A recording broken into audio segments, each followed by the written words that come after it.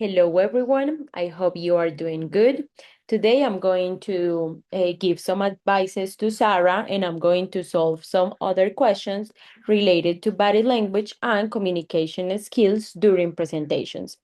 First, I'm going to read one case, and then I will give you some answers and solution to this case. So I choose 5 questions from 13 questions that I have answered, and I'm going to present these and to give some solutions. The first one is question number 2. It says, Sarah has a strong command on her field. She has already presented her project before, but she says, I have lots of materials, but I don't know where to begin. Okay, firstly, it's important to classify the information. So there is a top information or most important information, and there is a secondary ideas or supporting ideas that are not key during the presentation. So we should start with the most important things so we don't forget them. And then, respect to the time that we have or respect to the audience, we choose other topics to talk about. I recommend Sarah to create a mind map with the top ideas, start with that, and then if she has enough time, or it's important to add something else, she will add it. But a mind map will be a great idea to organize the information and to choose where to start. Okay, next one, it's question 4. It says, Sarah says she doesn't see herself telling stories in a presentation. Why is storytelling important?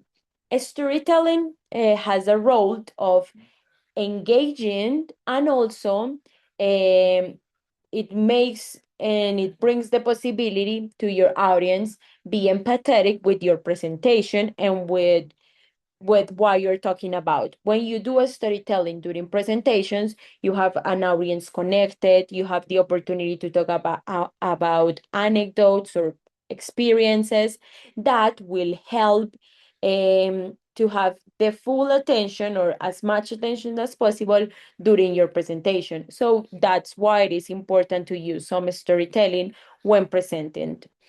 Then we have the question 6, which says, what elements should Sarah use to make her presentation more interesting? There are different elements that we can use during our presentation. First of all, it's our body language. Moving around the classroom, it helps.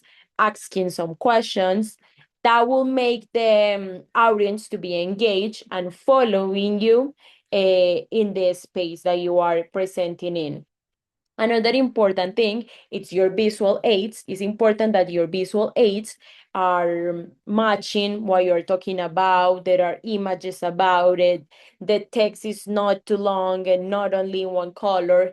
So it's important to use visual aids, body language, and tone of voice. When an information is important, we should speak high. And when it's something that we don't want to be around it, we should go like down or slower. So that's a good way to make your presentation dynamic and also interesting. Question 9. What posture should you choose when giving a speech? When giving a speech, most of the times you are trying to convince your audience. So first, it's important that your body posture, it's like something firm, something that shows that you are secure and confident during the presentation. And also, you should be defending this position and defending the topic that you're talking about. Those 2 postures will help your presentation. And last but not least, we got the question 10, which says, what is the first thing the audience notices about a speaker? The first thing that the audience notice is if they are confident or not, if they feel confident in the space, if they have a well use of the space, and also the tone of voice.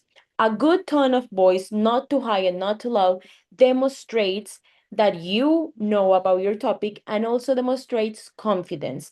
It's important to use a right tone, moving your hands, giving examples, and doing this kind of body language so your audience can be connected to you.